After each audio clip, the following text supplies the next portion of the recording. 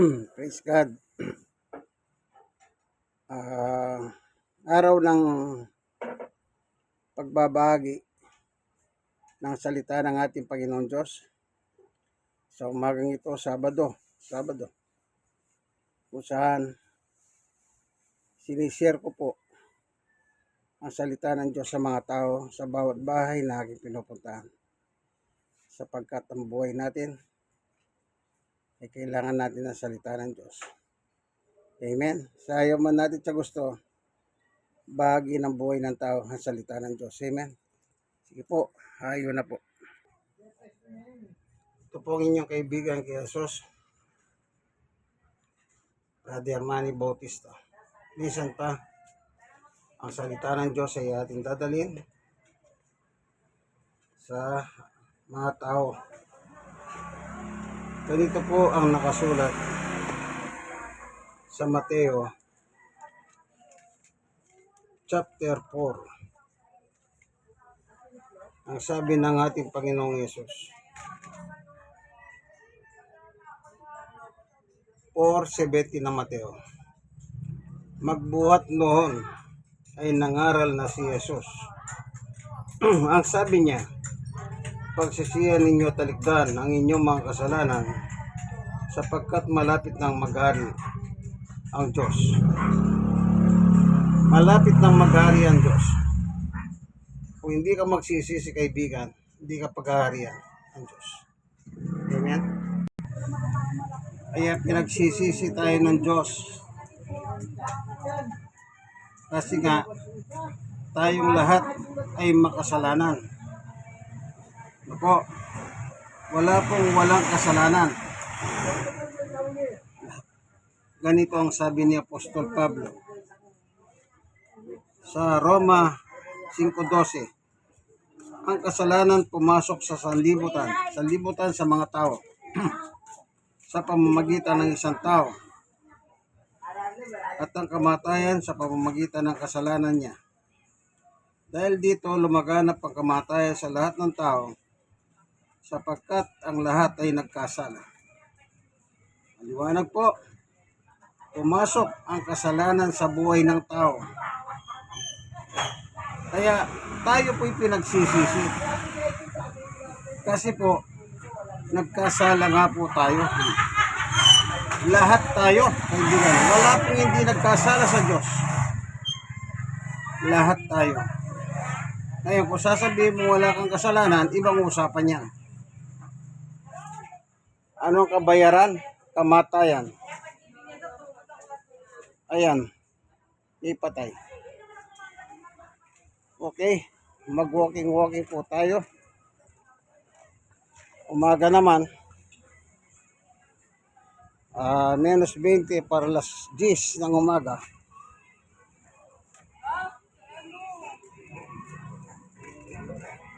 Mabuting bagay na nag-exercise tayo kahit walking lang. Di naman kailangan tumakbo.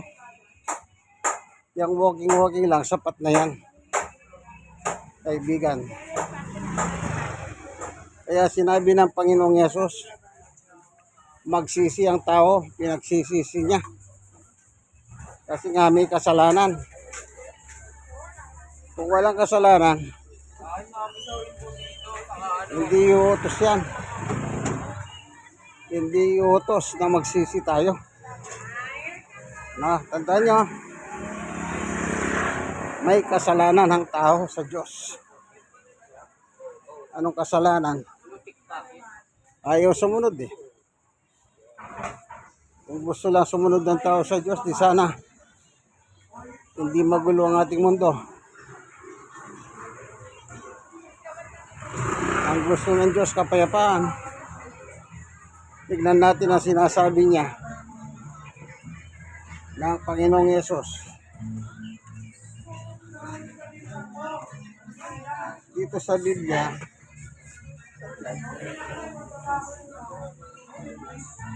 14:27, kapayapaan ang inihiwan ko sa inyo. Yan ang sabi ni Jesus. Ang aking kapayapaan ang ibinibigay ko sa inyo. Hindi ito katulad ng ibinibigay ng sanlibutan. Ng kamunduhan po yung sanlibutan. Oh, huwag kayong mabalisa. Huwag kayong matakot. Anong sabi ni Jesus? Kapayapaan. Anong gusto ng tao? Kaguluhan. Kung lahat lang ng tao gusto kapayapaan, di sana walang nakawan. Kaya may nakawan kasi ayaw nila sa Diyos. Kita nyo, taong simbahan magnanakaw. Manood kayong balita. Nakakatakot. Nakakatakot na mundo natin ngayon. Sa bagay, sa Biblia, itong mundo natin kinalalagyan, merong sinasabi si Juan dito bakit ang tao ay nagiging masama? Kung bakit ang tao ay nagiging masama. So, babasahin natin. Dito, basahin natin,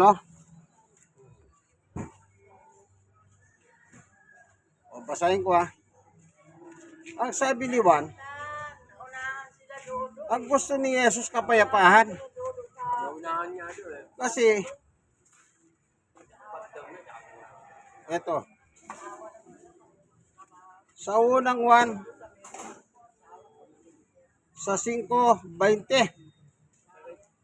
anong nakalagay dito?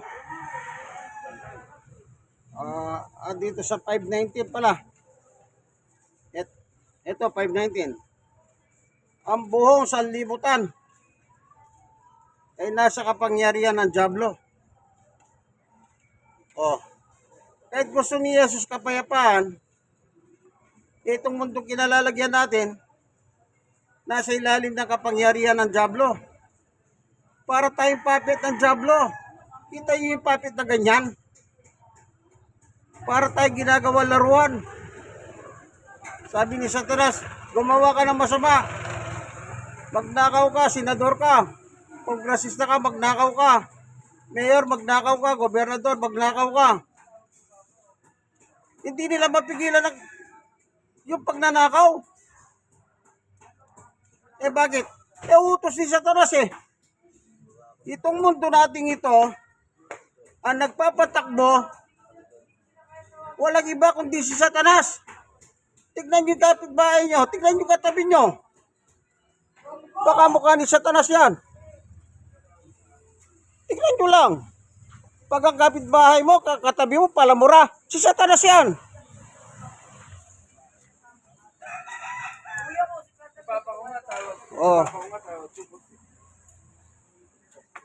Ang mundo po ay mundo ng kasamahan. Isipin nyo, asawa na may asawa, inaasawa. Di ba? Di ko matino yan, aasawain mong hindi mo asawa.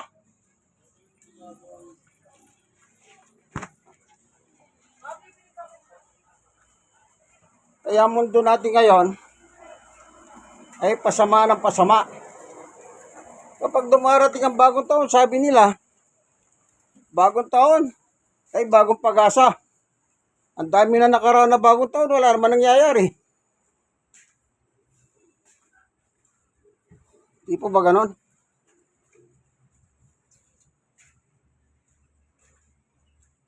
Tandaan natin, kaya ang utos ng Panginoong Yesus, magsisi, talikuran ng kasalanan, para pagharihan ka ng Diyos, kaibigan. Imbis na magsisi ka, anong ginagawa? Anong ginagawa? Ang sabi ng iba, at saka na lang ako magsisisi. Di ba nangyayari yan? Kapag malapit na mamatay, anong sabi? Tumawag kayo ng pare para makumpisal na. Tumawag kayong pastor para makumpisal na. Kung kailan malapit na mamatay, tsaka makumpisal. Nung malakas. Walang pakialam sa Diyos.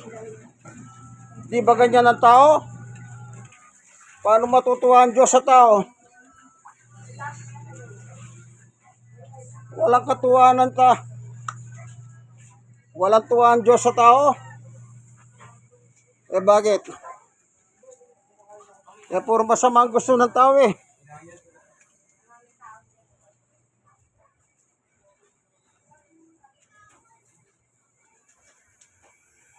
Kaya nung mangaral si Jesus, yung kanyang unang ministeryo, ang sabi niya, magsisi kayo.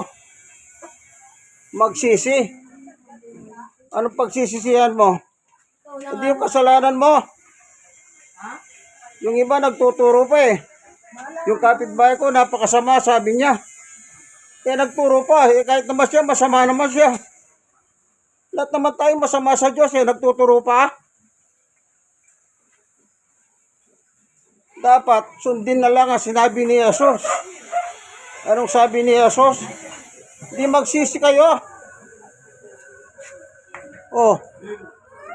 Magsisi, Mateo 4:17. Magmula noon, sabi ni Jesus, magsisi kayo, talikuran ng inyong mga kasalanan. Oh. Sapagkat malapit na mag-ari ang Diyos. E paano ka pag-aarihan ng Diyos kung di ka nagsisisi? Di ka tumatalikod sa iyong kasalanan. Oh, hindi po ba? Yung iba naman, sabi nila, ay masarap ito. Yung droga, masarap daw yung droga. Pero durog naman ang utak.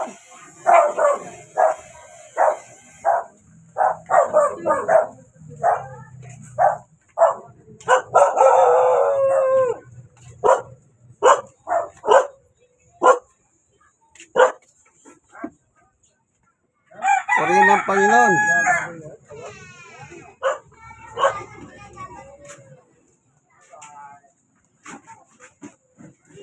Okay. O kagaya niya, no? Mga bata, may na sa ganyan. O, may hanap buhay ba yan? Wala. O magkano dyan? Kada piso. Kung anak ko yan, iubra yan. Bata pa lang. Yan ang gusto. Yan, internet. Maubos ang 20 pesos mo yan. Wala ka naman ba?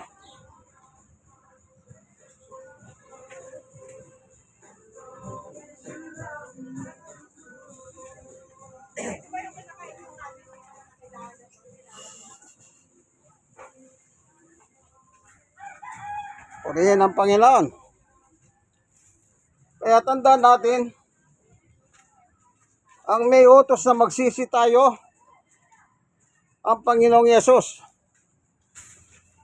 Kapag dumating ang panahon, kaibigan, hindi ka sumunod kay Yesus. Si Yesus din ang magsasabi sa iyo kung saan ka pupunta pagkamatay mo.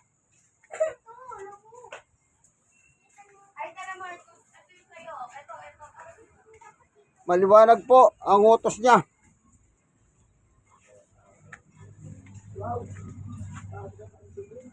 Magsisi sa kasalanan. Oh.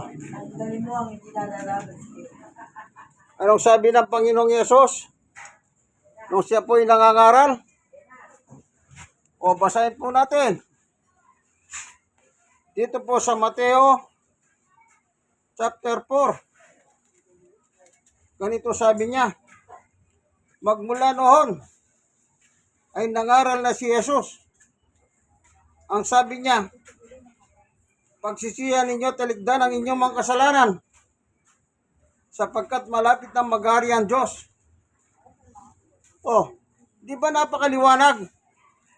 Kaya tayo pinagsisisi ng Panginoong Yesus kasi nga makasalanan tayong tao. Yes. Yung iba nagtuturo pa eh. Itong kapitbahay ko, walang niya to. Kasamaan. Eh kaya, hindi kaya siya walang niya? Pare-pareho lang tayong walang niya eh. O di ba? Sa Biblia po, pare-pareho lang tayong makasalanan sa Diyos. Hindi ka dapat magturo. Kaya ang sabi ni Jesus, magsisi. Ngayon, pag hindi ka nagsisi, Wala nga akong pera. pag hindi ka nagsisi, kaibigan, Dalang be. tignan niyo yung sinabi ni Apostol Pablo, oh. O, siyempre. Pag hindi ka nagsisi, Kanal. eto, Kanal. basahin ko lang ha. Dalawa. Dito sa, Oh. Sata. basahin ko lang ha. Sata. 5:10. Ikalawang Korinto 5:10. Sapagkat bawat isa ay haharap sa hukuman ni Kristo. Hukuman ni Kristo. Upang tumanggap ng kanyang kaukulang ganti sa kanyang ginawa, masama man o mabuti, nang siya'y nabubuhay pa sa daigdig na ito. Oh. Kanino harap ang tao? Sa hukuman ni Kristo sa langit. O hindi ka nagsisi. Yan, ipagsusulit mo yan, kaibigan. Akala nyo ba makakaligtas kayo sa Panginoong Yesus? Yung inutos niya magsisi, pag hindi mo ginawa yon, sa kanya ka rin naharap. Siya rin ang magsasabi sa iyo kung papunta ka ng impyerno o papunta ka langit. Tandaan nyo yan, hindi nagbibiro si Jesus. Kahit sabihin mo pa, deboto ka. Walang pinag-uusapan dito ng deboto. Ang pinag-uusapan dito, sumunod ka ba? Yung iba, sabi nila, ako deboto naman ako eh. Parang deboto? Nakita mo yung deboto, lasinggero. Nagpo-prosesyon, sakto ninyo.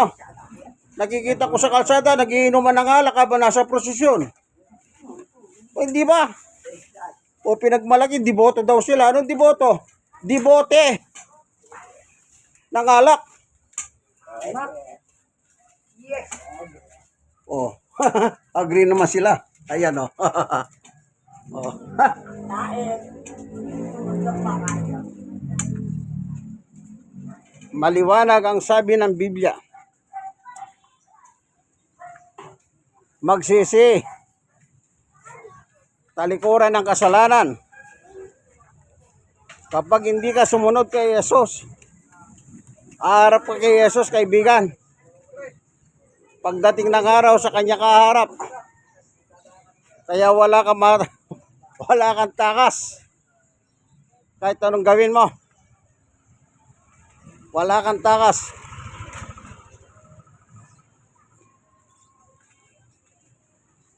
Praise God.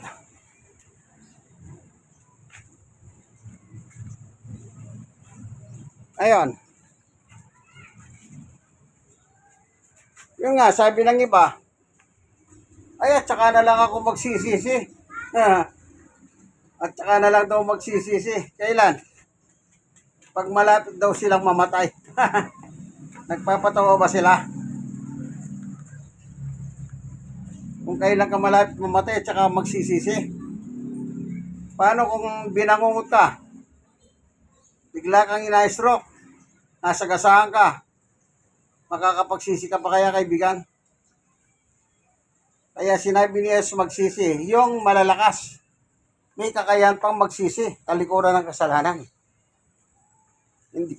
Hindi yung kailan malapit ka na mamatay. Okay, hagyat tayo agdanan.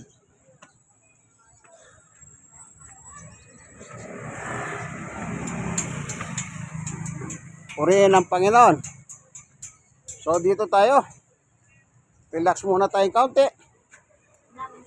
Kaya tatandaan natin, kaibigan, ang batas ni Jesus, hindi lang dito sa ibabaw ng lupa. Batas yan hanggang langit. Bakit ko sinabing hanggang langit? Eh, taga saan ba si Jesus? Taga langit. Oh. Kaya kung dito sa lupa, matigas ang ulo mo, hindi mo makikita ang langit na kinalalagyan ni Jesus. Ang makikita mo yung impyerno at kasama mo ang dyablo na sinunod mo, na nabubuhay ka dito sa ibabaw ng lupa. Anong gusto ng dyablo? Masama. Anong gusto ni Jesus? Mabuti. Oh. Kaya pag habang nabubuhay ka dito sa babaw ng lupa, kaibigan, magpakabuti ka na. Yung masama, bitawan mo. Di ba turo yan ng simbang katoliko nung araw? Sa alas 6, yung Angelos, itapo ng masama, pulutin ng mabuti. Eh baliktad eh, pulutin ng masama, itapo ng mabuti. Di ba ganyan ngayon? Oh, kaya wala kang takas, kaibigan. Kung dito, kaya mo pagtakasan, pagdating sa langit, wala kang katakas-takas. So hanggang dito na lamang po, ano, ito ang inyong kaibigan kay Jesus, Brother Manny Bautista. May dala po akong Bible na aking binabasa mula po sa mga grupo ng Christian. Kung tawagin sila, The Gideon International. Sa kanila po nagmula ito. Namimigay sila ng Bible. Nandito na lamang, ano, yung kaibigan kay Jesus, Brother Manny Bautista. Awad at ng kayo ng video ito nasa maayos na kalagayan. God bless us all. Sana meron kayo natutunan, meron kayo napulot. Sapagkat hindi po nagbibiro ang Diyos. God bless us all. Bye-bye.